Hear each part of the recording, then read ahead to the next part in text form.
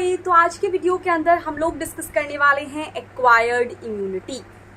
Alright, अब सबसे पहली बात आती है कि भाई ये जो एक्वायर्ड इम्यूनिटी होती है ये इनेट इम्यूनिटी से किस तरीके से अलग होती है। तो हम लोगों ने इससे पीछे वाले वीडियो में बात की थी कि इनेट इम्यूनिटी एक ऐसी इम्यूनिटी होती है जो कि किसी भी इंडिविजुअल को उसके बर्थ से मिलती है। ऑलराइट, दूसरी चीज हम लोगों ने ये भी बात की थी कि भाई इनेट इम्यूनिटी भोली भाली इम्यूनिटी होती है, यानी कि कोई भी पैथोजन आ जाए, चाहे कोई वायरस है, चाहे कोई बैक्टीरिया है, चाहे कोई प्रोटोजोआ है, वो सारे के सारे पैथोजन्स को एक ही तरीके से मारने का काम करती है।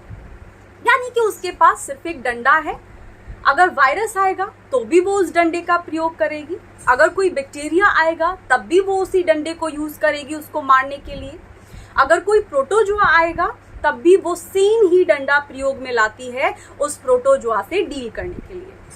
लेकिन एक्वायर्ड इम्यूनिटी बिल्कुल भी शरीफ नहीं है, मतलब कि ये है थोड़ी सी टेढ़ी। टेढ़ी होने के इसके अपने अलग अलग एडवांटेजेस हैं। टेढ़ी होने से मतलब क्या है? टेढ़ी होने से मतलब सिंपल सा ये है कि भाई एक्वायर्ड इम्यूनिटी ऐसी इम्यूनिटी होती है जो कि वायरस को अलग तरीके से खत्म करती है, बैक्टीरिया को अलग तरीके से खत्म करती है और प्रोटोजोआ को किसी दूसरे मैकेनिज्म से खत्म करती है। इसका मतलब क्या हुआ कि मान लो कि कोई ऐसा वायरस है जो कि बम से नहीं डरता है, जिसको बुलेट से मारना पड़ेगा। तो जो एक्वायर्ड इम्यूनिटी होती है इसके पास अलग अलग तरीके के हथियार होते हैं। जैसे इसके पास बम भी होता है, इसके पास बुलेट भी होते हैं, इसके पास तलवार भी होती है, इसके पास लाठी भी होती है। अब जो भी पैथोजन जिस तरीके से मारा जाएगा वो उस पैथोजन के साथ उसी तरीके से डील करती है। मान लो कोई वायरस आया, ठीक है, और वो जो वायरस है वो लाठी से नहीं मरता है। अब जो भोली भाली हमारी सबसे पहली इम्यूनिटी है बॉडी के अंदर वो कौन सी है? Innate immunity. तो इनेट इम्यूनिटी बहुत कोशिश करेगी कि भाई वो उसके साथ डील कर ले, उस वायरस के साथ, लेकिन उस वायरस के साथ वो डील नहीं कर पाएगी। क्यों? क्योंकि वायरस जो है वो लाठी से उस पर कोई असर ही नहीं होगा। वायरस किससे मरेगा? वायरस मरेगा बम से। तो इनेट इम्यूनिटी वहां काम नहीं करेगी, तो वहां आ जाता है काम हमारी दूसरे तरीके की इम्यूनिटी का, जिसको हम बोलते हैं एक्वायर्ड इम्यूनिटी। इतनी बात समझ में आ गई? नाउ ये जो एक्वायर्ड इम्यूनिटी होती है इसके बारे में हमको 2-3 चीजें पता होनी चाहिए, जो कि क्वेश्चंस जिनमें से देखने को मिलते हैं, कई बारी क्वेश्चंस देखने को मिले हैं। ऑलराइट, तो बिना एक भी सेकंड वेस्ट किए अब जान लेते हैं टेढ़ी मेढ़ी इम्यूनिटी के बारे में। पहली चीज हमको एक्वायर्ड इम्यूनिटी के बारे में ये पता होनी चाहिए कि भाई एक्वायर्ड इम्यूनिटी को सिर्फ एक्वायर्ड इम्यूनिटी के नाम से नहीं जानते हैं, इसका दूसरा नाम है अडेप्टिव इम्यूनिटी, और सेम एक्वायर्ड को ही नाम दिया जाता है specific type of immunity. Alright, इनको अडेप्टिव इम्यूनिटी क्यों बोलते हैं और इसको स्पेसिफिक टाइप ऑफ इम्यूनिटी क्यों बोलते हैं, इसका रीजन है। आप लोगों को घर पे निक नेम्स दिए जाते हैं। अब निक नेम्स कहीं से भी ऐसे ही उठा के दे देते हैं? नहीं। जो ट्रेट आपके अंदर होता है, अगर कोई बहुत मोटा है तो उसको बोलते हैं मोटू, मोटा, राइट। कोई बहुत पतला है तो उसको बोलते हैं पतलू, है ना। तो जो निक नेम्स होते हैं वो ट्रेड्स के बेसिस पे दिए जाते हैं। उसी तरीके से किसी भी चीज को नाम दिए जाते हैं जब वो चीज कोई वैसा काम कर रही हो जैसा उसको नाम दिया गया है, राइट। तो हमारी जो एक्वायर्ड इम्यूनिटी होती है, अगर इसके नाम की बात करें तो एक्वायर्ड इम्यूनिटी को सिर्फ एक्वायर्ड इम्यूनिटी के नाम से नहीं जानते हैं, इसके 2 और नाम हैं।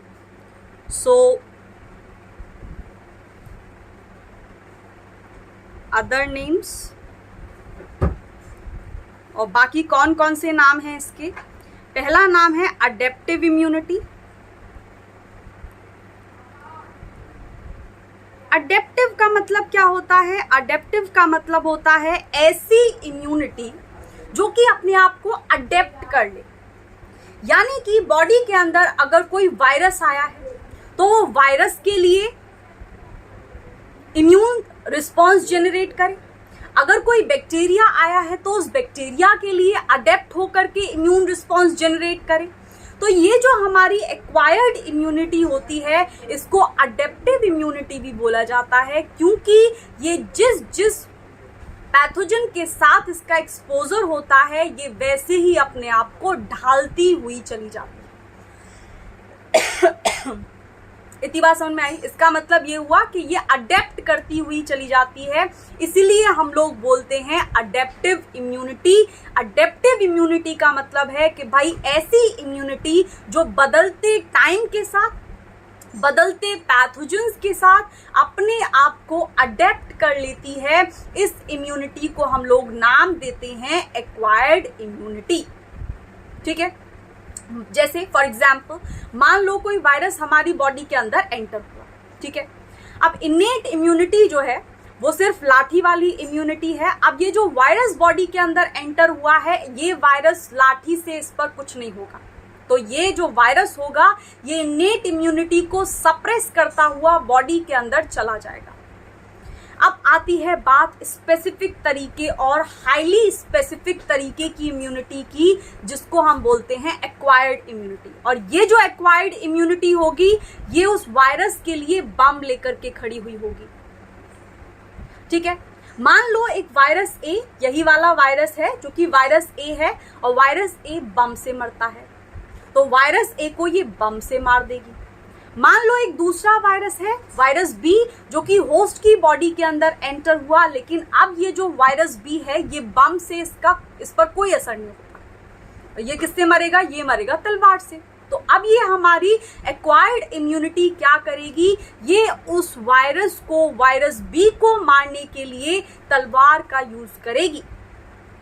तो जिस तरीके के पैथोजन के साथ ये डील करती है, जिस तरीके के पैथोजन के मॉडिफिकेशंस के साथ ये डील करती है, ये अपने आप को उसी तरीके से उसी सांचे में ढाल लेती है। इसीलिए इसके लिए इजी होता है कि किसी भी पैथोजन के साथ ये आसानी से डील कर पाती है। इनेट इम्यूनिटी ऐसा नहीं कर पाती। तो पहली बात समझ में आ गई कि एक्वायर्ड इम्यूनिटी जो होगी उसको अडेप्टिव इम्यूनिटी भी बोला जाता है। और एक और नाम है इसका, इसको हम लोग नाम देते हैं specific type of immune response, यानी स्पेसिफिक इम्यूनिटी। हाँ भाई, स्पेसिफिक इम्यूनिटी का क्या मतलब है? स्पेसिफिक इम्यूनिटी का ये मतलब है कि बॉडी के अंदर अगर वायरस ए एंटर हुआ तो एक्वायर्ड इम्यूनिटी जो होगी वो उस वायरस ए के लिए ही इम्यून रिस्पॉन्स जनरेट करेगी। ठीक है, जब बॉडी के अंदर एक दूसरा वायरस एंटर करेगा, यानी कि वायरस बी एंटर करेगा, तो ये इम्यून रिस्पॉन्स जनरेट करेगी किसके लिए? वायरस बी के लिए। यानी कि ये स्पेसिफिक तरीके का इम्यून रिस्पॉन्स जनरेट करती है हर एक पैथोजन के लिए। स्पेसिफिक तरीके का इम्यून रिस्पॉन्स जनरेट करने का क्या मतलब होता है कि भाई वायरस ए बम से मरेगा तो ये वायरस ए को मारने के लिए बम ही बनाएगी बॉडी के अंदर। वैसे ही अगर वायरस बी तलवार से मरेगा तो ये बहुत सारी तलवारें बनाएगी उस वायरस बी को डील करने के लिए। इसीलिए हम बोलते हैं कि ये जो हमारी एक्वायर्ड इम्यूनिटी होती है ये स्पेसिफिक तरीके की इम्यूनिटी होती है। जिस तरीके के पैथोजन बॉडी के अंदर एंटर होते चले जाते हैं उस तरीके के पैथोजन के लिए स्पेसिफिक इम्यून रिस्पॉन्स जनरेट करने का काम होता है एक्वायर्ड इम्यूनिटी का। अब हम लोगों ने पीछे वाले वीडियो के अंदर क्या बात की थी कि भाई जो हमारी इनेट इम्यूनिटी होती है वो non specific immune response generate करती है। इसका मतलब क्या हुआ? इसका मतलब सिंपल सा ये है कि इनेट इम्यूनिटी को चाहे कोई वायरस दे दो, चाहे कोई बैक्टीरिया दे दो, चाहे कोई प्रोटोजोआ दे दो, वो सब के लिए एक ही तरीके का इम्यून रिस्पॉन्स जनरेट करेगी। ऑलराइट, इसीलिए हम उसको बोलते हैं नॉन स्पेसिफिक, यानी स्पेसिफिक इम्यून रिस्पॉन्स जनरेट नहीं करेगी बल्कि नॉन स्पेसिफिक, सबके लिए सेम, सबके लिए लाठी है उसके पास। लेकिन जब बात आती है एक्वायर्ड इम्यूनिटी, अडेप्टिव इम्यूनिटी की, तो इसको हम लोग बोलते हैं स्पेसिफिक इम्यून रिस्पॉन्स। क्यों? क्योंकि ये बॉडी के अंदर बिल्कुल सटीक इम्यून रिस्पॉन्स जनरेट करती है उस सटीक पैथोजन के लिए, यानी उस स्पेसिफिक पैथोजन के लिए, और इसीलिए इस इम्यूनिटी के लिए इजी होता है पैथोजन के साथ डील करना। बुटुको, चले आगे ना। अब बात आती है, हम लोगों को एक और चीज यहाँ पर पता होनी चाहिए कि भाई एक्वायर्ड इम्यूनिटी पाई किसके अंदर जाती है, यानी इसकी प्रेजेंस कहाँ होती है। क्या ये इन्वर्टिब्रेट्स के अंदर होती है? बिल्कुल नहीं। इन्वर्टिब्रेट्स के अंदर एक्वायर्ड इम्यूनिटी नहीं पाई जाती। इसका मतलब ये है कि एक्वायर्ड इम्यूनिटी सिर्फ वर्टिब्रेट्स के अंदर देखने को मिलती है, यानी सिर्फ वर्टिब्रेट्स ही हैं जो कि एक्वायर्ड इम्यून रिस्पॉन्स जनरेट कर सकते हैं। अब बात आती है हमारी अगली, तो यहाँ पर अदर नेम्स हो गया। अदर नेम्स के मतलब समझ में आ गए। Why adaptive immunity, why we call it specific immune response और specific type of immunity. Alright, now so important points.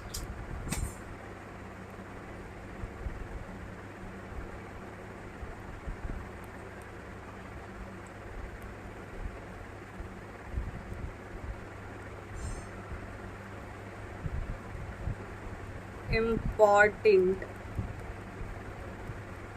Points ये पता होने जरूरी हैं क्योंकि कई बार क्वेश्चंस देखने को यहां से मिले हैं।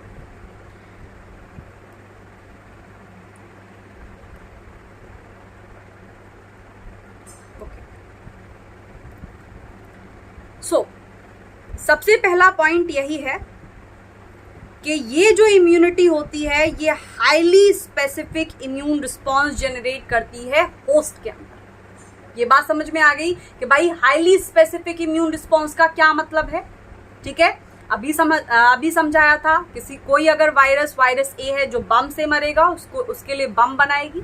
वायरस बी है जो कि बम से नहीं बुलेट से मरेगा, उसके लिए बुलेट बनाएगी। एक वायरस सी है जो कि इन दोनों में से किसी से नहीं मरेगा, वो तलवार से मरेगा, तो उसके लिए तलवार बनाई जाएगी। And this is how acquired immunity works. Now तो सबसे पहला पॉइंट लिख लो, highly specific immune response generate करती है होस्ट के अंदर।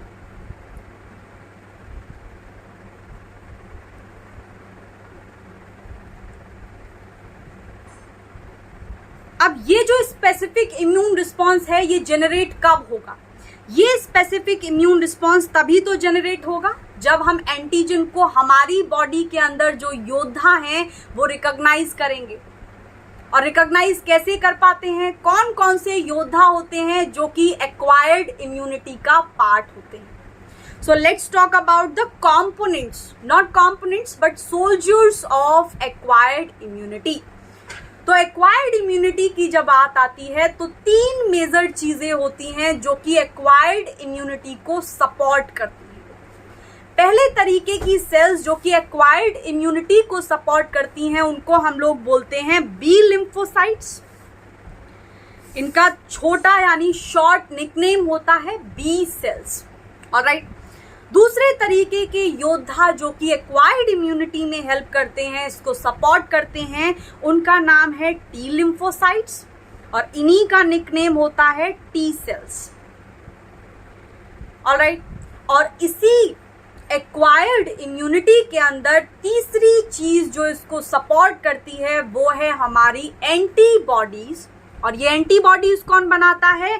एंटीबॉडीज कभी भी टी सेल्स नहीं बनाती हैं, एंटीबॉडीज बनाने का काम करती हैं ये बी सेल्स। हाँ भाई, तो इसका मतलब ये हुआ कि यही दो मेजर मतलब योद्धा कौन हुए? तीन है ये, B cells, T cells and antibodies. ये तीनों योद्धा जो हैं ये एंटीजन को पहचानते हैं एंटीजन क्या हुआ? Foreign molecule, pathogen.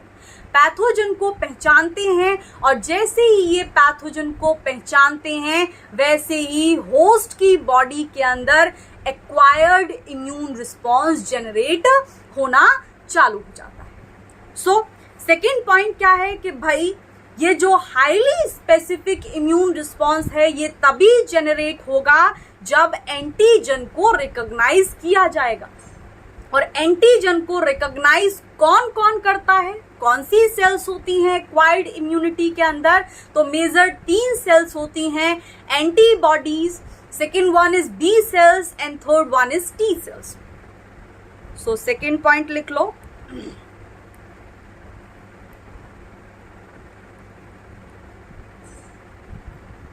involves recognition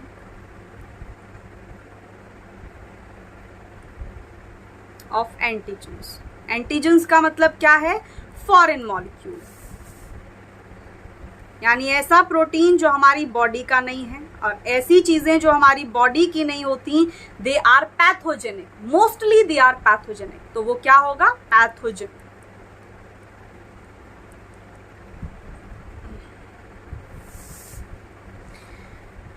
इतनी बात समझ में आई? नाउ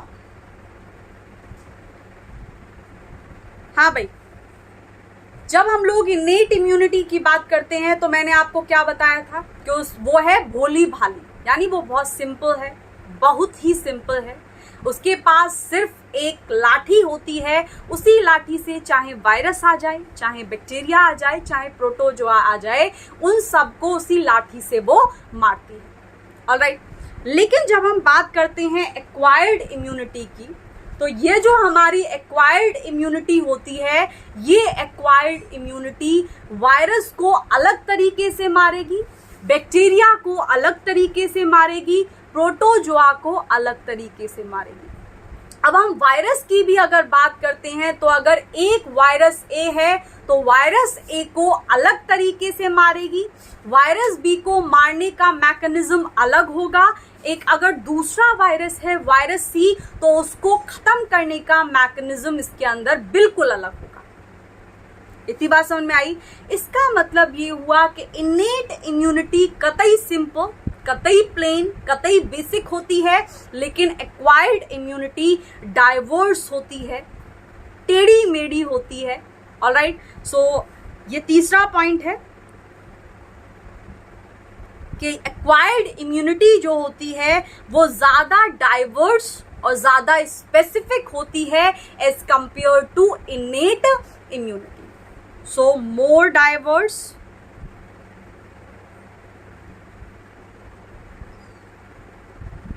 and more specific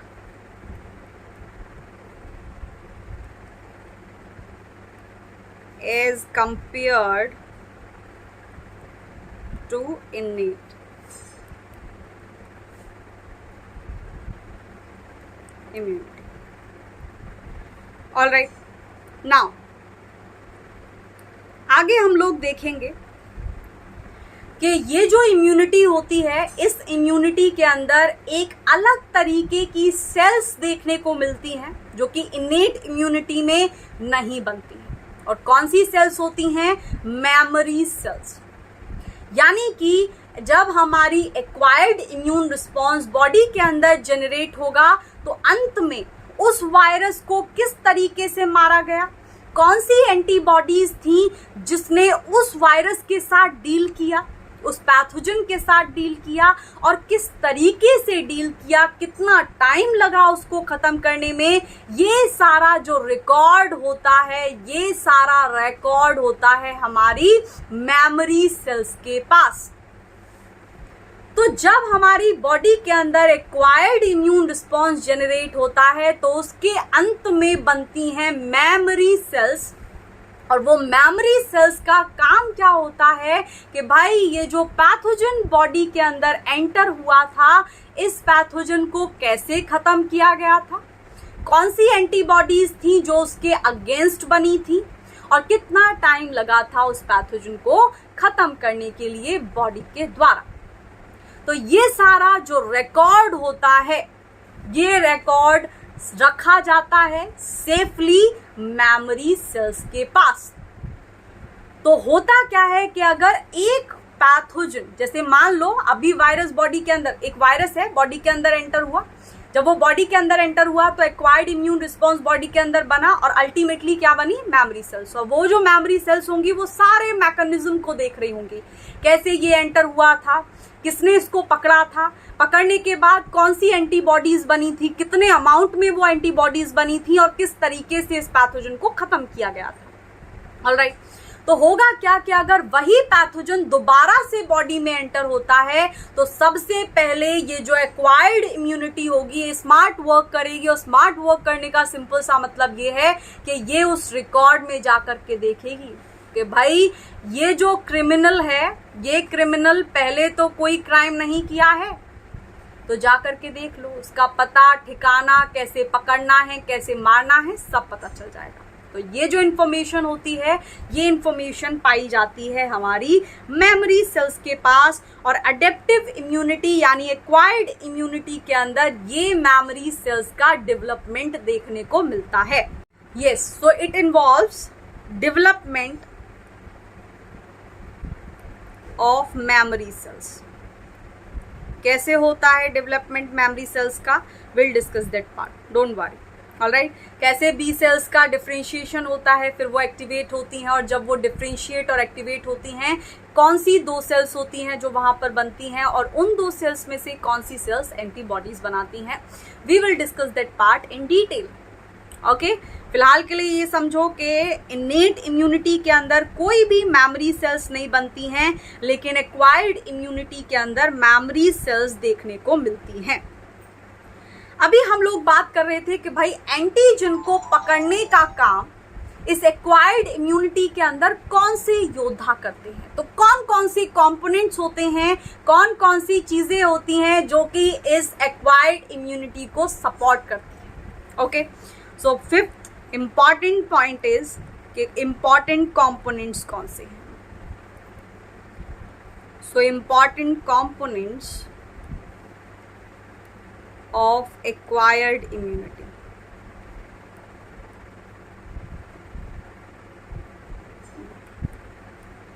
हाँ भाई, कौन कौन से कंपोनेंट्स होते हैं एक्वायर्ड इम्यूनिटी के। सबसे पहले होती हैं इसके अंदर टी सेल्स, जिनको हम लोग बोलते हैं टी लिम्फोसाइट्स। ये जो टी लिम्फोसाइट्स होती हैं ये भी दो तरीके की होती हैं। इनमें पहली कैटेगरी आती है हेल्पर टी सेल्स और दूसरी कैटेगरी आती है साइटोटॉक्सिक किलर सेल्स। ठीक है भाई, अगर हम आप लोगों को ना शॉर्ट फॉर्म्स भी नजर आएंगी, आगे हम लोग लिख रहे होंगे तो शॉर्ट फॉर्म्स भी नजर आएंगी कि भाई ये जो हमारी हेल्पर टी सेल्स होती हैं,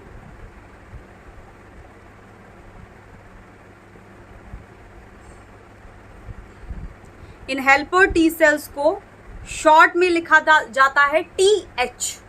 ऑलराइट, जहां पर आपको नजर आए साइटोटॉक्सिक किलर सेल,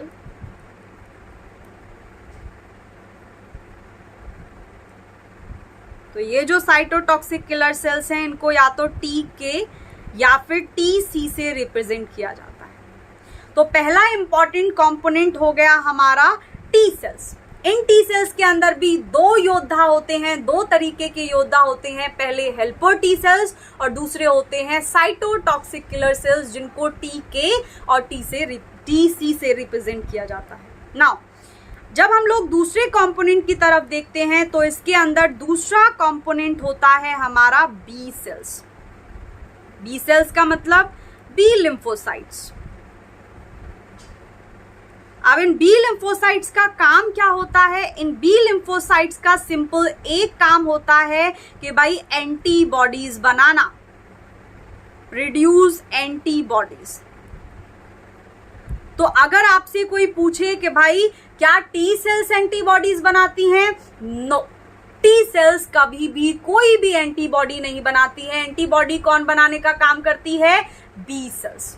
तो टी सेल्स क्या करती हैं, टी सेल्स जो है सिग्नल देती हैं बी सेल्स को कि भाई पैथोजन आ गया है, जल्दी से एंटीबॉडीज का प्रोडक्शन चालू कर दो। सो this is how it works.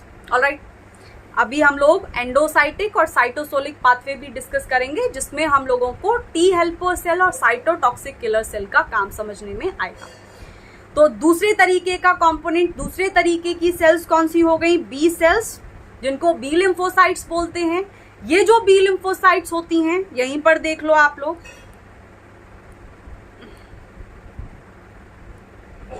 यहीं पर देख लो। अब होता क्या है कि मान लो ये हमारी बी सेल है, ठीक है। बी सेल के सरफेस पर दो एंटीबॉडीज प्रेजेंट होती हैं, एक होती है उसमें हमारी आईजीएम और दूसरी होती है आईजीडी। सो दो, अगर आपसे कोई पूछे कि भाई सरफेस एंटीबॉडीज, देखो इधर देखो, वैसे हम लोग ये है नहीं हमारे सिलेबस में, लेकिन फिर भी थोड़ा सा डिस्कस कर लेते हैं इस बारे में। इधर लिखते हैं,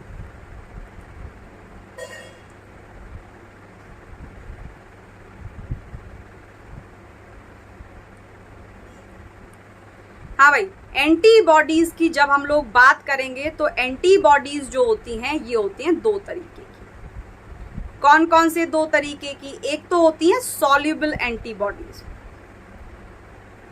और सॉल्युबल एंटीबॉडीज कहाँ पाई जाती हैं, ब्लड के अंदर, ठीक है। अब ये कौन कौन सी एंटीबॉडीज हो सकती हैं जो कि सॉल्युबल होती हैं, तो सॉल्युबल एंटीबॉडीज के अंदर पांचों एंटीबॉडीज आती हैं। कितने तरीके की एंटीबॉडीज होती हैं बॉडी के अंदर, 5। तो ये पांचों तरीके की एंटीबॉडीज हमारी सॉल्युबल फॉर्म में भी प्रेजेंट होती हैं। कौन कौन सी 5 होती हैं आप लोग याद कर लो, गेम डी से, GAMDE, गेम डी, यानी कि कौन कौन सी 5 एंटीबॉडीज हो गई, 5 हो गई हमारी। पहली हो गई IgG, दूसरी हो गई IgA, तीसरी हो गई IgM, सबका काम देखेंगे, don't worry about that part, IgD, and 5वीं हो गई IgE। लेकिन अगर हम लोग बोलें कि भाई दूसरी कैटेगरी कौन सी है एंटीबॉडीज की, तो उनको हम लोग नाम देते हैं सरफेस एंटीबॉडीज।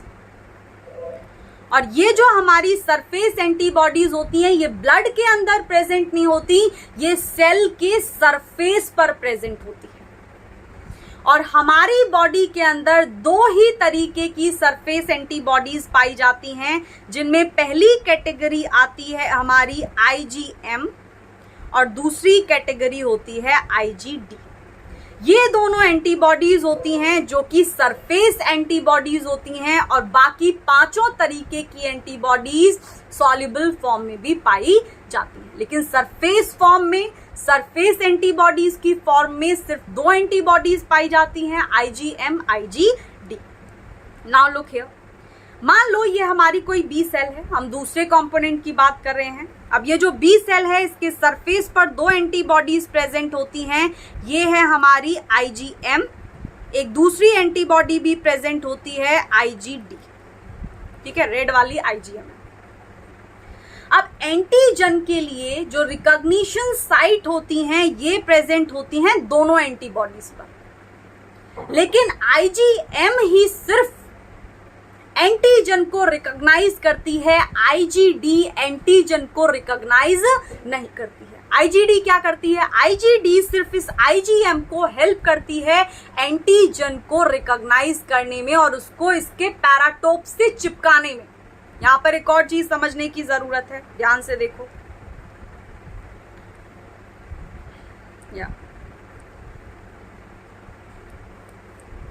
एंटीबॉडीज या हमारी जो इम्यून सेल्स होती हैं,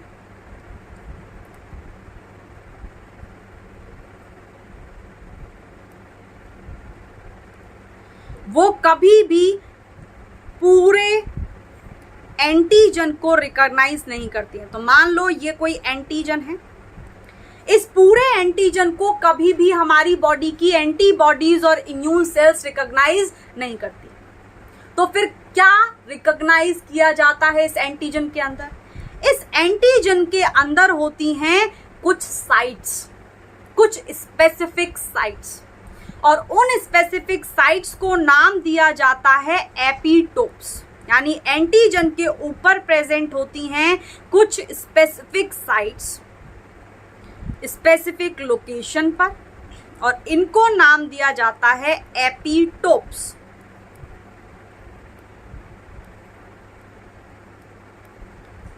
इनको नाम दिया जाता है एपिटोप्स।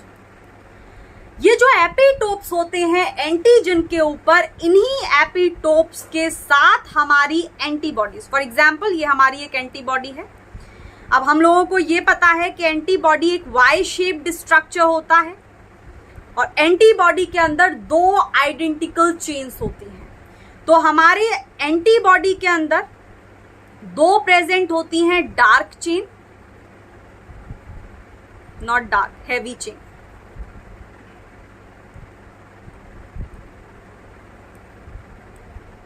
इधर देखते हैं, मान लो ये हमारी कोई एंटीबॉडी है, ठीक है। तो जो एंटीबॉडी होती है वो वाई शेप्ड स्ट्रक्चर होता है। इसी एंटीबॉडी के अंदर 2 तरीके की चेन पाई जाती हैं। ये जो साइड में छोटी छोटी प्रेजेंट हैं, इनको हम लोग नाम देते हैं लाइट चेन। क्या बोलते हैं इसको? Light chain. और ये जो बड़ी आपको दिख रही है ऑरेंज कलर की, इसको हम लोग नाम देते हैं not dark, I am writing dark, heavy chain, ठीक है। अब ये जो हमारी एंटीबॉडी होती है, इसके ऊपर वाली साइड में एंटीबॉडी के पास होते हैं 2 टर्मिनल। तो ये जो हमारी ऊपर वाली साइड होती है, इसको हम लोग बोलते हैं कि भाई ये है एंटीबॉडी का एन टर्मिनल, और नीचे वाली साइड होता है इसका सी टर्मिनल। तो एन टर्मिनल की तरफ ये जो ऊपर वाला रीजन होता है, इस ऊपर वाले रीजन पर एंटीबॉडी चिपकाती है एंटीजन को। और एंटीजन का भी कौन सा पार्ट? पूरे एंटीजन को नहीं, इस वाले पार्ट को, जिनको हम बोलते हैं एपिटोप्स। तो क्या होगा, मान लो ये एंटीजन किसी बॉडी के अंदर घुसा, वैसे ही एंटीबॉडी आएगी और एंटीबॉडी अपने ऊपर वाली जो रिकॉग्निशन साइट्स हैं, जिनको हम बोलते हैं पैराटोप्स, तो ये दोनों हैं पैराटोप्स, इन पैराटोप्स के ऊपर चिपका लेंगी एपिटोप्स को, और फिर बॉडी के अंदर जनरेट होता है एक इम्यून रिस्पॉन्स। तो किसी एंटीबॉडी के पास कितने पैराटोप्स होते हैं? अगर वो मोनोमेरिक फॉर्म में प्रेजेंट है 2, ठीक है। तो यहां पर अब आप लोग देखो कि ये जो हमारी बी लिम्फोसाइट्स हैं, बी सेल्स हैं, ये काम कैसे करती हैं। तो मैंने अभी आप लोगों को ये बताया, क्या बताया भाई मैंने आप लोगों को, कि आईजीएम एंटीबॉडी के पैराटोप्स ही सिर्फ काम करते हैं एंटीजन के एपिटोप्स को रिकॉग्नाइज करने के लिए, जब बी सेल के ऊपर ये सरफेस एंटीबॉडीज प्रेजेंट होती हैं। होता क्या है कि मान लो कोई हमारा एंटीजन है, सपोज करो ये है हमारा एंटीजन, ठीक है। ये जो एंटीजन है ये बॉडी के अंदर घुस गया। जैसे ही ये बॉडी के अंदर घुसेगा तो हमारी बॉडी के अंदर प्रेजेंट होती हैं बी सेल्स, और वो बी सेल्स घूम रही होती हैं। उन बी सेल्स के सरफेस पर क्या प्रेजेंट होता है? आईजीएम और आईजीडी एंटीबॉडीज। जैसे ही कोई एंटीजन आईजीएम और आईजीडी एंटीबॉडी के कांटेक्ट में आता है, वैसे ही आईजीएम एंटीबॉडी के ये जो पैराटोप्स हैं, ये पैराटोप्स उस एंटीजन के एपिटोप्स के साथ चिपक जाते हैं और उसको फिर छोड़ते नहीं। इतनी बात समझ में आई? इतनी बात समझ में आई? अब क्या होगा, एक और चीज यहां पर याद रखना कि सिर्फ आईजीएम के पैराटोप्स ही एंटीजन के एपिटोप्स के साथ चिपकेंगे। आईजीडी सिर्फ आईजीएम की हेल्प करती है इस एंटीजन के एपिटोप्स को रिकॉग्नाइज करने में और बाइंड कराने में, ठीक है। तो आप लोग ऐसे बोल सकते हो कि आईजीडी यहां पर असिस्टेंट की तरह काम कर रही है सिर्फ। अब क्या होगा, जैसे ही आईजीएम एंटीबॉडी के ऊपर इस एंटीजन के एपिटोप्स बाइंड करेंगे, वैसे ही ये जो आईजीएम एंटीबॉडी है इस बी सेल के न्यूक्लियस को सिग्नल पहुंचाएगी। तो यहाँ पर साइटोसोलिक टेल होंगी इस IgM एंटीबॉडी की। इन साइटोसोलिक टेल से होते हुए ये सिग्नल जाएगा न्यूक्लियस तक बी सेल की, और जैसे ही वो सिग्नल बी सेल के न्यूक्लियस तक पहुंच जाएगा वैसे ही हमारी जो बी सेल्स हैं वो डिफरेंशिएट करना चालू कर देंगी, और डिफरेंशिएट होने के बाद एक्टिवेट होना चालू हो जाएंगी। या फिर उल्टा लिख दिया हम लोगों ने, सबसे पहले एक्टिवेट होंगी और फिर डिफरेंशिएट होना चालू हो जाएंगे। सबसे पहले उन लोगों का एक्टिवेशन होगा, किसका? इस बी सेल का एक्टिवेशन होगा। जैसे ही ये एक्टिवेट हो जाएगी वैसे ही ये अपनी फौज तैयार करना शुरू कर देगी डिफरेंशिएट होकर। और जब हमारी बी सेल डिफरेंशिएट होती है तो वहां पर बनती हैं दो तरीके की सेल्स। पहली सेल्स होती हैं हमारी इफेक्टर बी सेल्स,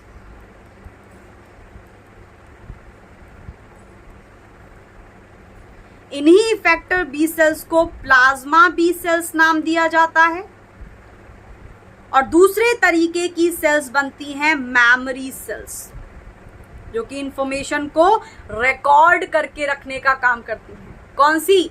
यही मेमोरी सेल। ओके, नाउ ये जो हमारी बी सेल होगी ये एक्टिवेट हो जाएगी और फिर ये डिफरेंशिएट हो जाएगी दो तरीके की सेल्स में। पहली सेल्स होंगी इफेक्टर बी सेल्स जिनको प्लाज्मा बी सेल्स कहते हैं, और दूसरी सेल्स बनती हैं यहाँ पर मेमोरी सेल्स। ऑलराइट, अब ये जो हमारी मेमोरी सेल्स होती हैं ये एंटीबॉडीज नहीं बनाएंगी।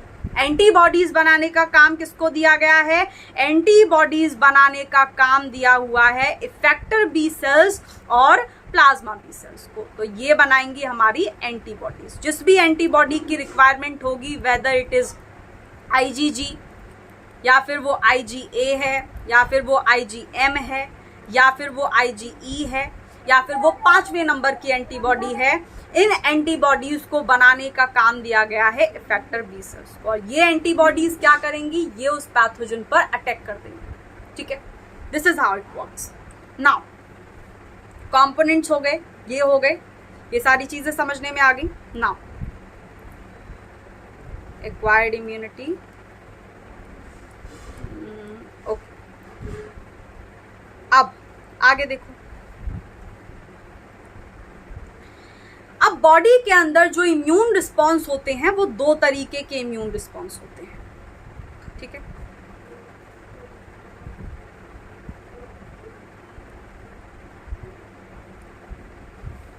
हाँ, बॉडी के अंदर दो तरीके के इम्यून रिस्पॉन्स होते हैं।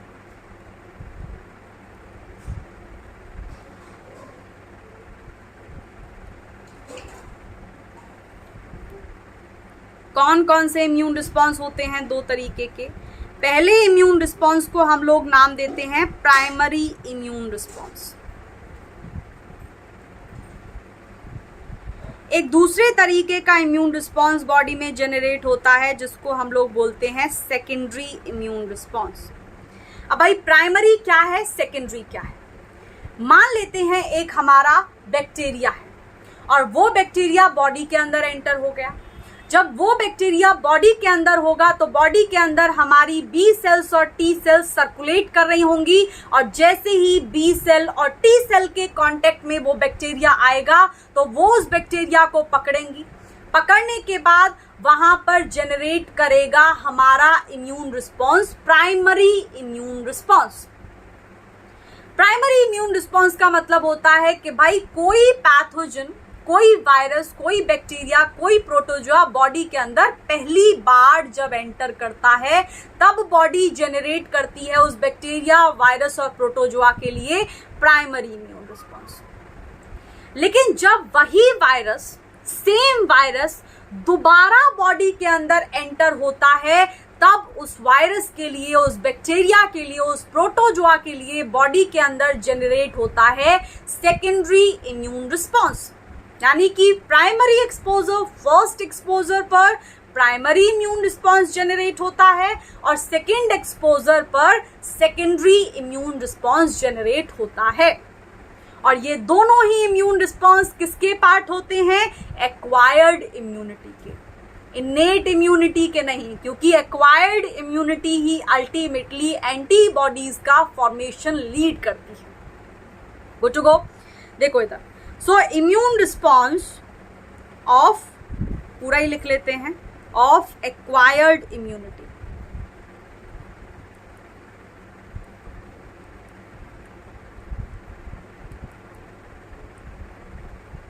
तो यहां पर दो तरीके के रिस्पॉन्स देखने को मिलते हैं, primary and secondary immune response. अब यहां पर दो तीन चीजें हैं जो आप लोगों को समझ में आनी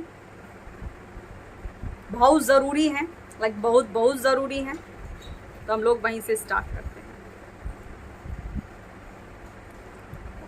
नाउ लिसन,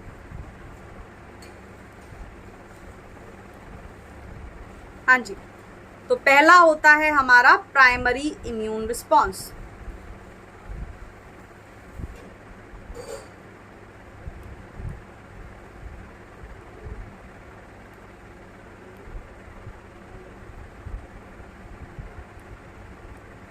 और दूसरे तरीके का इम्यून रिस्पॉन्स होता है secondary immune response. Basic concept समझ में आ ही गया होगा, लिखने की जरूरत है नहीं। प्राइमरी वो जब कोई वायरस, बैक्टीरिया, प्रोटोजोआ पहली बार बॉडी के अंदर एंटर होता है, देन जनरेट होता है प्राइमरी इम्यून रिस्पॉन्स। वही सेम वायरस, बैक्टीरिया, प्रोटोजोआ अगर बॉडी के अंदर दोबारा एंटर करता है, देन बॉडी जनरेट करती है सेकेंडरी इम्यून रिस्पॉन्स। अब ये जो प्राइमरी इम्यून रिस्पॉन्स होता है, इसमें बनती हैं हमारी कौन सी एंटीबॉडीज? प्राइमरी इम्यून रिस्पॉन्स के अंदर, just a second,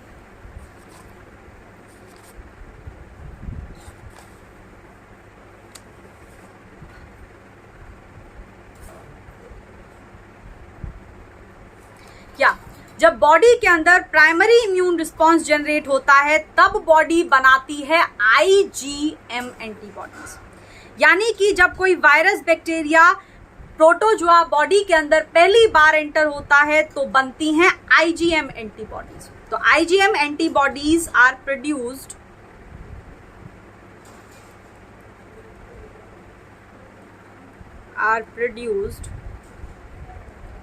in primary case, alright. लेकिन जब वही वायरस, बैक्टीरिया बॉडी के अंदर दोबारा एंटर करता है, तो उसके लिए बॉडी के अंदर बनती हैं IgG एंटीबॉडीज।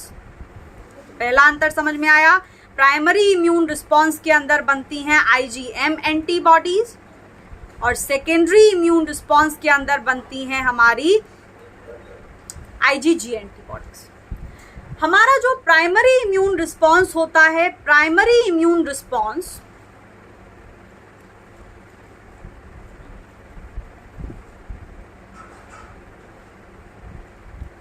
हाँ जी, दूसरा पॉइंट, दूसरी चीज जो हमको समझनी है, प्राइमरी इम्यून रिस्पॉन्स जो होता है, प्राइमरी इम्यून रिस्पॉन्स स्लो होता है। यानी कि पहली बार पैथोजन को खत्म करने में ज्यादा टाइम लगेगा। क्यों? क्योंकि इम्यून रिस्पॉन्स प्राइमरी वाला दैट इज स्लो, ठीक है, सो स्लो। लेकिन जब हम लोग बात करते हैं सेकेंडरी इम्यून रिस्पॉन्स की, तो सेकेंडरी इम्यून रिस्पॉन्स होता है फास्ट। क्यों हो रहा है सेकेंडरी इम्यून रिस्पॉन्स फास्ट? क्योंकि प्राइमरी इम्यून रिस्पॉन्स के दौरान जो मेमोरी सेल्स बनी थी, उन मेमोरी सेल्स के पास ऑलरेडी इंफॉर्मेशन है कि भाई इस पैथोजन को जब ये पहली बार बॉडी के अंदर एंटर हुआ था तो किस तरीके से मारा था। इसीलिए रिकॉग्नाइज करने का झंझट नहीं रहता, सीधे गोली और बारूद बरसाया जाता है। इसलिए जो हमारा सेकेंडरी इम्यून रिस्पॉन्स होता है that is faster as compare to primary immune response. Now हमारा जो प्राइमरी इम्यून रिस्पॉन्स होता है स्लो भी होता है और इंटेंसिटी भी कम होती है, ठीक है। सो इंटेंसिटी इज लो इंटेंसिटी। लेकिन जब हम बात करते हैं अपने दूसरे इम्यून रिस्पॉन्स की, तो इसकी जो इंटेंसिटी होती है दैट इज हायर इंटेंसिटी, ठीक है, इसकी इंटेंसिटी ज्यादा होती है। तो आप लोग इस ग्राफ को देखो, immune response, concentration of antibodies, कौन से वाले इम्यून रिस्पॉन्स में कौन सी वाली एंटीबॉडी का कॉन्सेंट्रेशन ज्यादा होता है। तो मान लो जब कोई वायरस है, मान लो ये हमारा वायरस है, वायरस नहीं पैथोजन बोलते हैं, तो मान लो ये पैथोजन है, ये पैथोजन बॉडी के अंदर पहली बार एंटर हुआ, तो जब ये पैथोजन बॉडी के अंदर पहली बार फर्स्ट एक्सपोजर होगा इसका बॉडी के अंदर, तो बॉडी जनरेट करेगी प्राइमरी इम्यून रिस्पॉन्स, और जब बॉडी प्राइमरी इम्यून रिस्पॉन्स करेगी जनरेट, तो प्राइमरी इम्यून रिस्पॉन्स के अंदर बॉडी बनाएगी ज्यादा से ज्यादा आईजीएम एंटीबॉडीज। ये जो आईजीएम एंटीबॉडीज तो बनेंगी ही यहाँ पर, लेकिन ये जो प्राइमरी इम्यून रिस्पॉन्स होगा, देखा यहाँ पर कर्व नीचे ही है, तो ये जो होता है ये प्राइमरी इम्यून रिस्पॉन्स हमारा स्लो होता है और इसकी इंटेंसिटी भी कम होती है as compare to secondary one. लेकिन यहाँ पर देखो कि जब वही पैथोजन दोबारा से बॉडी के अंदर एंटर हुआ, यानी जब उसका सेकेंड एक्सपोजर हुआ, तो सेकेंड एक्सपोजर के दौरान बॉडी क्या जनरेट करेगी? बॉडी जनरेट करेगी सेकेंडरी इम्यून रिस्पॉन्स, और सेकेंडरी इम्यून रिस्पॉन्स का ग्राफ देखो कितना ऊपर चला गया, यानी एंटीबॉडीज का कॉन्सेंट्रेशन इस बार ज्यादा है पहले बार की कंपैरिजन में। और सेकेंडरी इम्यून रिस्पॉन्स के अंदर कौन सी एंटीबॉडीज बनती हैं? सेकेंडरी इम्यून रिस्पॉन्स के अंदर बनती हैं हमारी आईजीजी एंटीबॉडीज। ये बहुत ज़्यादा फास्ट होता है, मेमोरी सेल्स होती हैं क्योंकि, और इसकी इंटेंसिटी भी बहुत ज़्यादा है। देखो कितना ज़्यादा कॉन्सेंट्रेशन में एंटीबॉडीज बनी है, तो इसकी इंटेंसिटी भी ज़्यादा होती है। इतनी बात समझ में आ गई? ओके, यहाँ पर हम लोग बात कर लेते हैं। अगर इतनी बातें समझ में आ गई हैं तो अब हम लोग आगे की तरफ चलते हैं, और आगे हम लोग डिस्कस करने वाले हैं टाइप्स ऑफ एक्वायर्ड इम्यूनिटी। ठीक है, तो टाइप्स ऑफ एक्वायर्ड इम्यूनिटी के अंदर अच्छा ये थोड़ा सा ब्लर हो रहा है,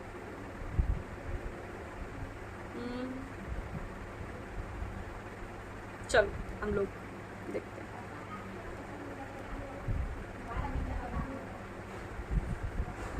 Do we have slides? हाँ चलो, नाउ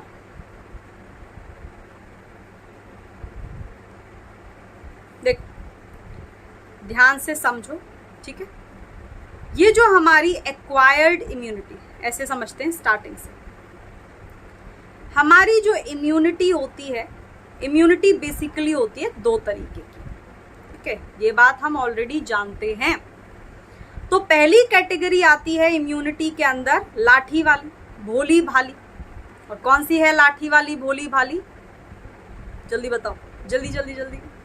यस, दैट वन। लाठी वाली और भोली भाली है हमारी इन्नेट इम्यूनिटी। ठीक है, दूसरे तरीके की इम्यूनिटी होती है बॉडी के अंदर, जिसको हम लोग बोलते हैं एक्वायर्ड इम्यूनिटी। इतनी बात समझ में आ गई? पहली इन्नेट और दूसरी एक्वायर्ड इम्यूनिटी। नाउ ये जो हमारी एक्वायर्ड इम्यूनिटी होती है, ये एक्वायर्ड इम्यूनिटी को फर्दर दो कैटेगरीज में कैटेगराइज किया जाता है। कौन सी दो कैटेगरीज?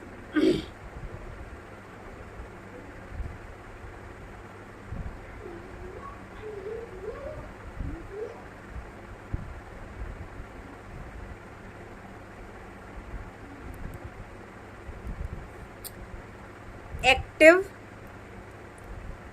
एक्वायर्ड इम्यूनिटी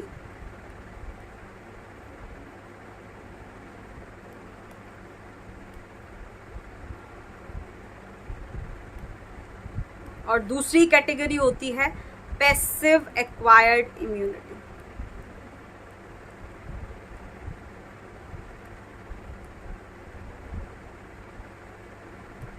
ठीक है,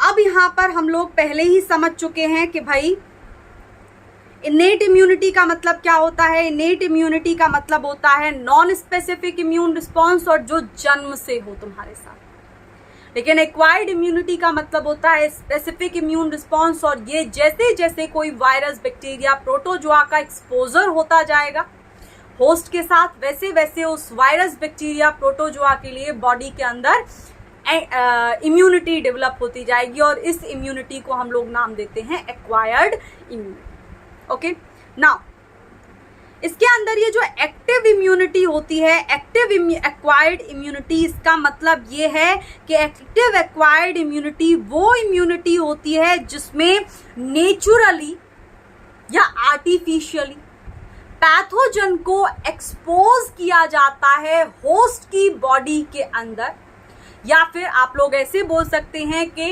एक्टिव एक्वायर्ड इम्यूनिटी वो इम्यूनिटी होती है जिसमें पैथोजन का इंटरेक्शन होता है होस्ट के साथ, और जैसे ही पैथोजन का इंटरेक्शन होता है होस्ट के साथ, वैसे ही बॉडी के अंदर जनरेट होता है इम्यून रिस्पॉन्स और अल्टीमेटली बनती हैं एंटीबॉडीज। इतनी बात समझ में आई? Now there is the second category of immunity which is known as acquired immunity, but a passive kind of acquired immunity। और passive immunity वो होती है जिसमें कोई भी एक्सपोजर नहीं होता, neither naturally nor artificially, बल्कि यहाँ पर डायरेक्ट बनी बनाई एंटीबॉडीज को होस्ट की बॉडी के अंदर डाल दिया जाता है और फिर जनरेट होती है होस्ट के अंदर पैसिव एक्वायर्ड इम्यूनिटी। सो ये जो एक्टिव एक्वायर्ड इम्यूनिटी होती है ये भी फर्दर दो कैटेगरीज में कैटेगराइज की गई है। इसमें पहली कैटेगरी होती है natural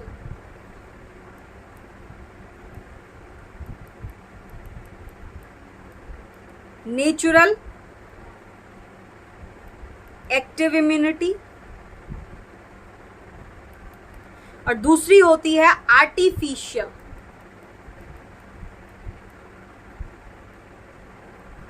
active immunity.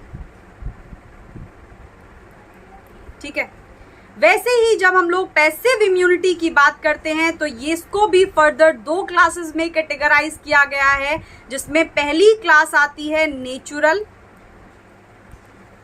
Passive immunity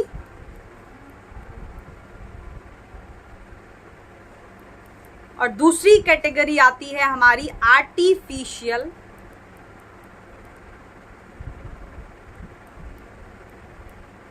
passive immunity. क्या क्या होता है सबके अंदर, will talk about that part now. तो सबसे पहले हम लोग बात कर लेते हैं एक्टिव एक्वायर्ड इम्यूनिटी। एक्टिव का मतलब क्या है कि भाई एंटीबॉडीज बनी बनाई होस्ट को नहीं दी जा रही हैं, होस्ट की बॉडी के साथ एक्सपोजर इंटरेक्शन हो रहा है पैथोजन का और अल्टीमेटली उस इंटरेक्शन के बाद होस्ट की बॉडी खुद से एंटीबॉडीज जनरेट कर रही है। तो ये जो हमारी एक्टिव एक्वायर्ड इम्यूनिटी होती है ये दो कैटेगरीज में फर्दर कैटेगराइज की जाती है, जिसमें पहली कैटेगरी आती है हमारी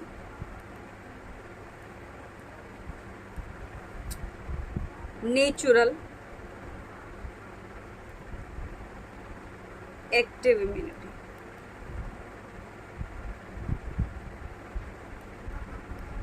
नेचुरल एक्टिव इम्यूनिटी और दूसरी होती है आर्टिफिशियल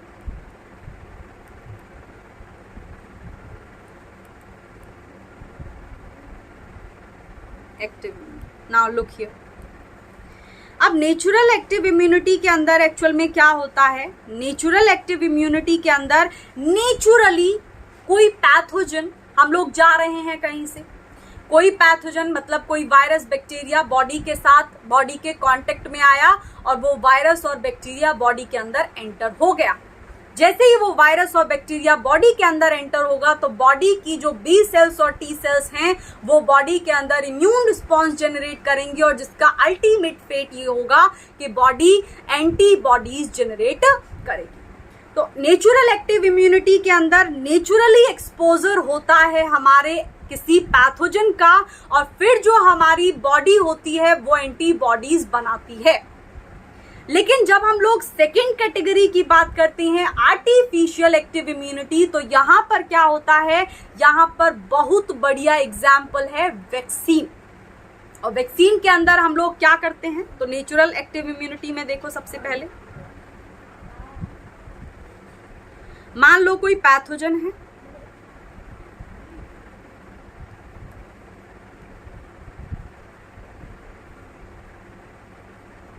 ये जो पैथोजन है ये होस्ट की बॉडी के अंदर एंटर हुआ, इनसाइड होस्ट। होस्ट की बॉडी के अंदर एंटर होने के बाद जो हमारी B cells and T cells होंगी will recognize the antigen, और उनको रिकॉग्नाइज करने के बाद ये जो हमारी बी सेल्स और टी सेल्स होंगी, B cells T cells B cells को सिग्नल देंगी कि भाई एक्टिवेट हो जाओ, और बी सेल्स एक्टिवेट हो जाएंगी and then B cells will do what, B cells will produce antibodies. So this is how it works. लेकिन जब हम लोग बात करते हैं आर्टिफिशियल एक्टिव इम्यूनिटी की, तो यहाँ पर एक वीक फॉर्म किसी वायरस की, वीक फॉर्म किसी पैथोजन की, या फिर डेड फॉर्म बॉडी के अंदर डाली जाती है। यानी कि इतना वीक फॉर्म बॉडी के अंदर, not strong one, weak form body के अंदर डाला जाता है कि भाई वो बॉडी के अंदर जाकर के डिजीज कॉज ना कर दे, लेकिन वो हमारे इम्यून सिस्टम को ट्रिगर कर दे। और जैसे ही वो इम्यून सिस्टम ट्रिगर होगा तो हमारी बॉडी के अंदर क्या बन जाएंगी, एंटीबॉडीज। तो यहाँ पर नेचुरली कोई पैथोजन का एक्सपोजर नहीं हुआ है, हमने खुद से बॉडी के अंदर वीक फॉर्म किसी वायरस का, वीक फॉर्म किसी पैथोजन का बॉडी के अंदर डाला है, so that we can develop और our body can develop some antibodies against that specific pathogen. तो इसके अंदर क्या होता है, इसके अंदर हमारा वैक्सीन एक बढ़िया एग्जाम्पल है, और इस वैक्सीन के अंदर या तो डेड फॉर्म किसी वायरस की, बैक्टीरिया की, या फिर वीक फॉर्म ली जाती है। इसको बॉडी के अंदर एंटर कराया जाता है, इनसाइड बॉडी। बॉडी के अंदर एंटर होने के बाद जो हमारी बी सेल्स होती हैं और टी सेल्स होती हैं वो ट्रिगर होती हैं, और ये ट्रिगर होने के बाद दे विल मेक एंटीबॉडीज। तो दोनों ही केस में एंटीबॉडीज किसने बनाई है, खुद होस्ट में, खुद होस्ट की बॉडी ने। लेकिन जब हम लोग बात करते हैं अगली कैटेगरी की, that is passive acquired immunity, तो पैसिव एक्वायर्ड इम्यूनिटी में क्या होता है, एंटीबॉडीज हमारी बॉडी नहीं बनाती है, होस्ट की बॉडी एंटीबॉडीज नहीं बनाएगी, बल्कि बनी बनाई एंटीबॉडीज होस्ट की बॉडी के अंदर डाली जाएंगी। सो इनको भी फर्दर दो कैटेगरीज में कैटेगराइज किया जाता है। पहली कैटेगरी होती है natural passive immunity,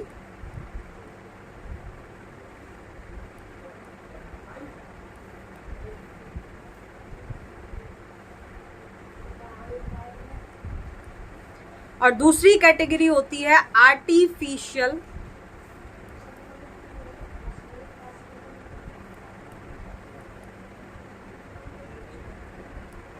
passive immunity.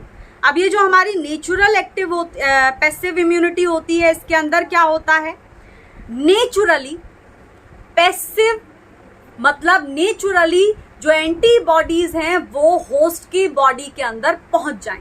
तो एग्जाम्पल क्या होगा इसके अंदर, बेस्ट एग्जाम्पल है हमारा, मान लो ये मदर है, मदर की बॉडी से प्लेसेंटा की हेल्प से, थ्रू प्लेसेंटा, फीटस के अंदर कौन सी एंटीबॉडीज दी जाती हैं, मान लो ये है हमारी फीटस,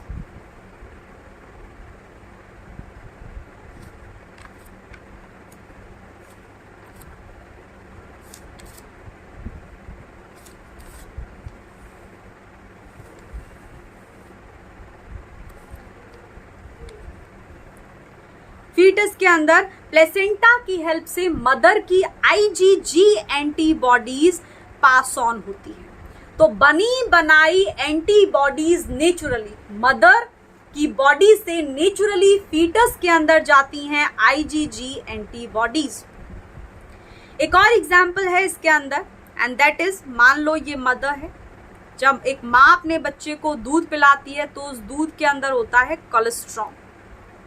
और उस कोलेस्ट्रॉम के अंदर प्रेजेंट होती है IgA एंटीबॉडी। तो जब वो बच्चा माँ का दूध पीता है तो क्या होता है, ये जो हमारी IgA एंटीबॉडी होती है मदर की, ये इन्फेंट के अंदर बाय डिफॉल्ट पहुंच जाती है।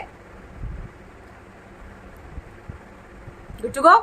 चले आगे। नाउ दूसरी कैटेगरी है हमारी आर्टिफिशियल पैसिव इम्यूनिटी, और आर्टिफिशियल पैसिव इम्यूनिटी के एग्जाम्पल हैं एंटीवीनम,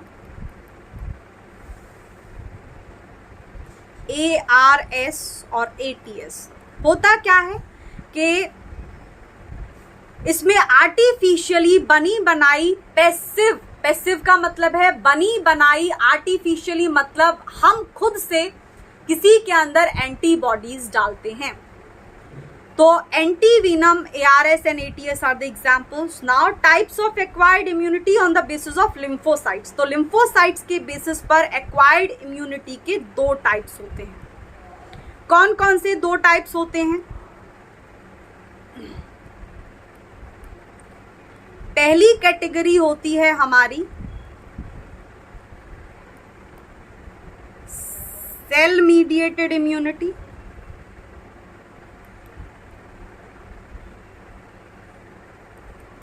और दूसरी कैटेगरी होती है इसमें हमारी ह्यूमोरल इम्यूनिटी।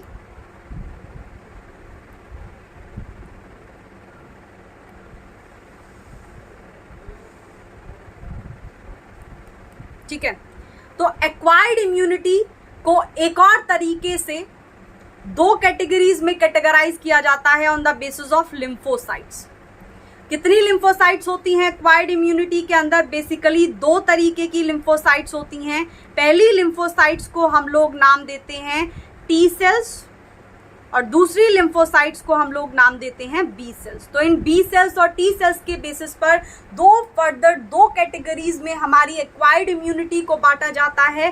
पहली है सेल मीडिएटेड इम्यूनिटी, और सेल मीडिएटेड इम्यूनिटी के अंदर काम करती हैं हमारी,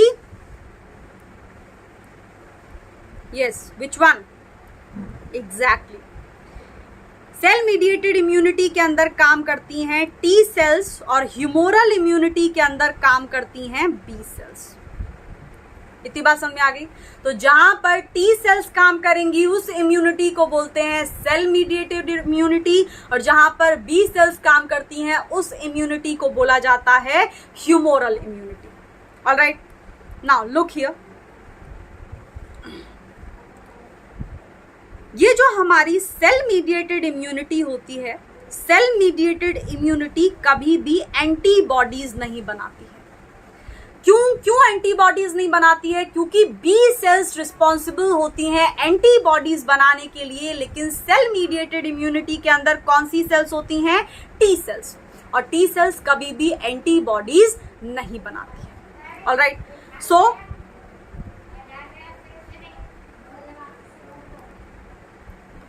they do not produce antibodies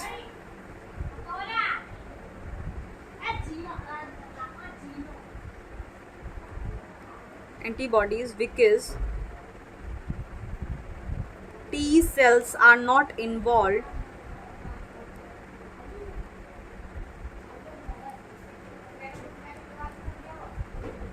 in antibodies formation. Now हमारी जो ह्यूमोरल इम्यूनिटी होती है उसके अंदर बी सेल्स काम करती हैं, और ये जो बी सेल्स होती हैं they are responsible for antibody formation.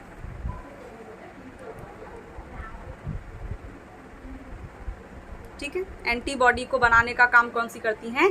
B cells. और बी सेल्स ह्यूमोरल इम्यूनिटी के अंदर बेसिकली अलग अलग तरीके की एंटीबॉडीज बनती हैं, different types of antibodies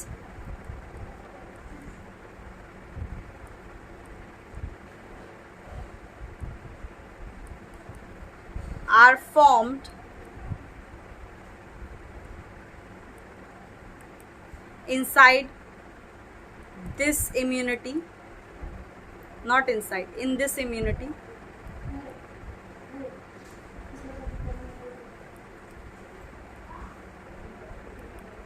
कौन कौन सी इम्यूनिटी?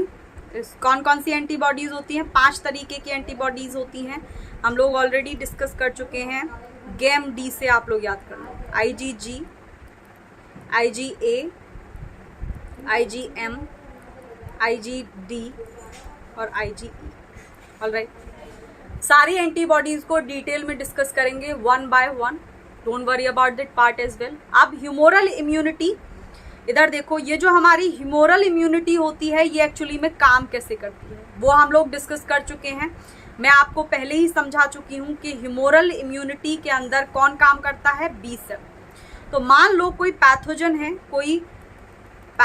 है, ये मान लो हमारा पैथोजन है। ये जो पैथोजन है ये बॉडी के अंदर एंटर हो गया।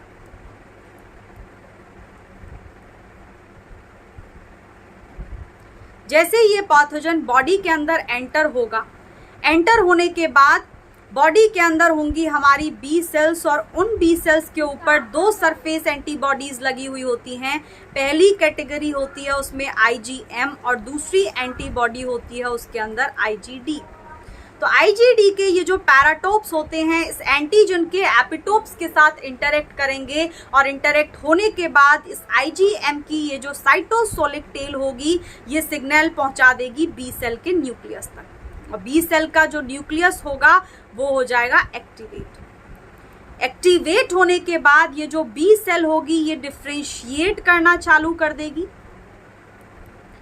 और जब ये डिफ्रेंशिएट करना चालू कर देगी तो आगे क्या होगा? यहाँ पर ये जो बी सेल है ये 2 अलग अलग तरीके की सेल्स बना देंगी। पहली होंगी उसमें हमारी प्लाज्मा बी सेल्स। इन्हीं प्लाज्मा बी सेल्स को दूसरा नाम भी दिया जाता है effector B cells.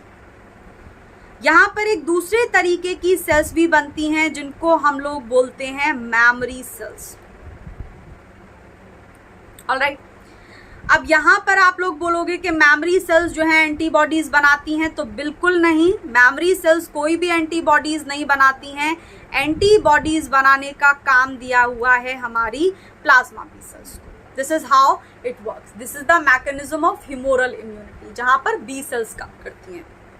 T sales का मैकेनिज्म आप लोगों को एक दूसरे वीडियो के अंदर मिलेगा, और उस वीडियो का जो लिंक है वो मैं आपको डिस्क्रिप्शन में दे दूंगी। तो अगर जिस बच्चे को सेल मीडिएटेड इम्यूनिटी डिटेल के अंदर पढ़नी है, इधर देखो, जिसको भी सेल मीडिएटेड इम्यूनिटी डिटेल में पढ़नी है, डिटेल में पढ़ने का मतलब है ये जो सेल मीडिएटेड इम्यूनिटी होती है ये फर्दर 2 कैटेगरीज में कैटेगराइज की जाती है। पहला पाथवे होता है इसके अंदर एंडोसाइटिक पाथवे, और दूसरा पाथवे होता है इसके अंदर साइटोसोलिक पाथवे। जिनको ये पाथवे देखने हैं और इनका मैकेनिज्म देखना है वो लोग क्या करें, इस वीडियो के डिस्क्रिप्शन में आपको लिंक मिलेगा एक और वीडियो का, आप लोग वहां जाकर के इसका कंप्लीट मैकेनिज्म देख सकते हैं, and that is interesting. Alright, so now cell mediated immunity हम लोग डिस्कस कर लिए। ये जो सेल मीडिएटेड इम्यूनिटी है इनमें कौन से वाली सेल्स काम करती हैं? B sales? नो, इनमें काम करती हैं टी लिम्फोसाइट्स, और ये जो इम्यूनिटी होती है बॉडी के अंदर 60 से 70% एक्टिवेट रहती है। नाउ ये जो टी लिम्फोसाइट्स होती हैं ये एंटीबॉडीज नहीं बनाती हैं, बल्कि क्या करती हैं, ये बी सेल्स को स्टिमुलेट करती हैं कि वो एंटीबॉडीज को बनाए। अगली चीज, ये जो सेल मीडिएटेड इम्यून रिस्पॉन्स होता है ये ट्रांसप्लांटेड ऑर्गन के रिजेक्शन के लिए भी रिस्पॉन्सिबल होता है, और यही cell mediated immune response body के अंदर कैंसर सेल और दूसरी जो फॉरेन सेल्स होती हैं यानी कि इन्वेडिंग सेल्स होती हैं, उन इन्वेडिंग सेल्स को डिस्ट्रॉय करने का काम करती है, क्योंकि इनके अंदर प्रेजेंट होती हैं हमारी साइटोटॉक्सिक किलर सेल्स, और cytotoxic killer cells are responsible for target cell killing. जहां पर पैथोजन देखा नहीं सीधा उसको मारना है, लेकिन हेल्पर टी सेल क्या करती हैं, वो हेल्प के लिए बाकी के इम्यून सेल्स को बुलाती हैं। They are not that virulent. Alright, now antibody mediated immunity ये कौन सी लिम्फोसाइट्स पर बेस्ड होगी? बी सेल्स पर, क्योंकि बी सेल्स जो होती हैं they are responsible for the production of antibodies.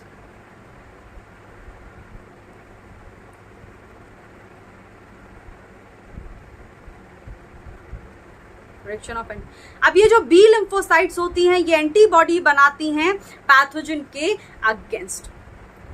Types of antibodies produced in human, so there are mainly 5 categories of antibodies. आप लोग इसको याद कर लो गेम डी से, हम डिटेल में सारी एंटीबॉडीज को डिस्कस करेंगे। गेम एम डी ई कौन सी मोनोमेरिक फॉर्म में प्रेजेंट होती हैं, कौन सी पेंटामेरिक फॉर्म में प्रेजेंट होती हैं और कौन सी डायमेरिक फॉर्म में प्रेजेंट होती हैं। Will talk about that part. इनका कॉन्सेंट्रेशन क्या होता है एक अगले वीडियो हम लोग बनाएंगे, उस वीडियो के अंदर हम लोग इनके कॉन्सेंट्रेशन की भी बात करेंगे, ठीक है। So will talk about these parts in the next video. Now types of T cells की अगर हम बात करें तो there are mainly 4 types of T cells. कौन कौन से होते हैं? तो पहले जो हमारे टी सेल्स हैं, पहले टी सेल्स होते हैं हमारे हेल्पर टी सेल्स।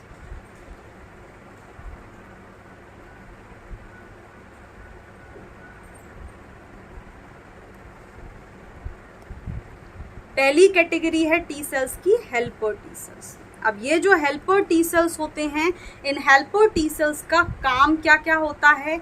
ये जो हेल्पर टी सेल्स होते हैं, ये हेल्पर टी सेल्स, एक काम करो आप लोग,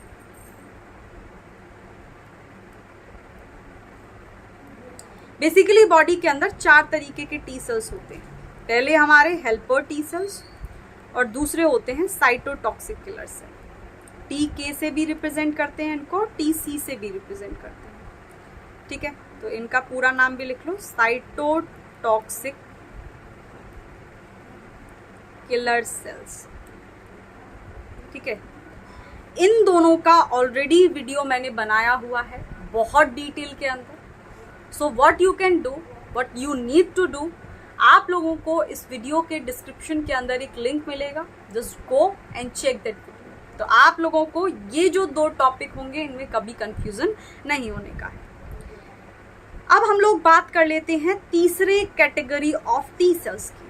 तो एक और कैटेगरी होती है टी सेल्स की जिसको हम लोग नाम देते हैं टी एस सेल्स। और टी एस सेल्स का मतलब होता है सप्रेसर टी सेल्स। अब ये सप्रेसर टी सेल्स का काम क्या क्या होता है? सबसे पहला काम कि ये कौन सा प्रोटीन हमारी खुद की बॉडी का है और कौन सा प्रोटीन बाहर का है, इनके बीच में ये इजीली डिस्क्रिमिनेशन कर पाती हैं, यानी आसानी से अपने बॉडी के प्रोटीन्स और बाहर के प्रोटीन्स को पहचान लेती हैं। So they can easily discriminate between self and non self antigen. दूसरी बात यह है कि ये जो सेल्स होती हैं ये helper T cell, not helper बल्कि किलर्स टी सेल और बी सेल्स की एक्टिविटी को सप्रेस करने का भी काम करती हैं।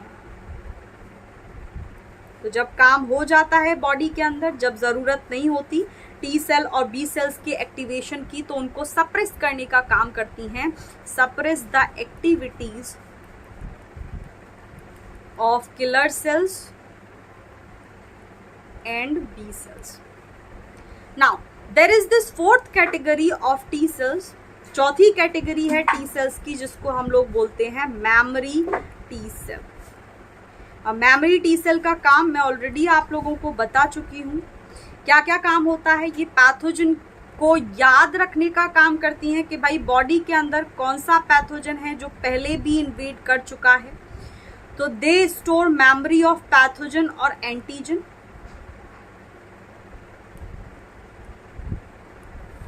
और दूसरा काम ये होता है कि ये बॉडी के अंदर सेकेंडरी इम्यून रिस्पॉन्स को जनरेट करती हैं। So they are responsible for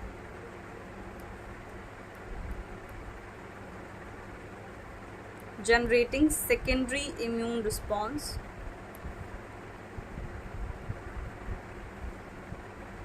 inside host. ठीक है, सो ये है हमारी 4 तरीके की इम्यून सेल्स, टी सेल्स। पहली हमारी हेल्पर टी सेल्स, दूसरी साइटोटॉक्सिक किलर सेल्स, और तीसरी suppressor T cells, and the fourth category is memory T cells. Alright, so acquired immunity हम लोग डिस्कस कर चुके हैं। अगले वाले वीडियो के अंदर हम लोग बात करेंगे एंटीजन्स के बारे में और एंटीबॉडीज के बारे में। Alright, will discuss what is paratopes, what is epitopes, हम ये डिस्कस करेंगे। And then we will talk about the interactions.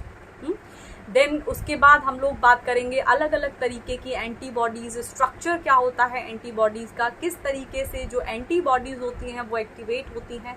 So we will discuss about that part in the next video. So आप लोगों को क्या करना है ये देखो। उसके बाद अगर आप लोगों को कंटेंट और the way I am teaching you पसंद आ रहा है, सो क्या कर सकते हो, सब्सक्राइब कर लो चैनल को, लाइक कर दो वीडियो को, और अपने दोस्तों को भी भेज दो, because sharing is caring. Alright, so आगे वाले वीडियो के अंदर मिलते हैं, तब तक के लिए टाटा बाय बाय।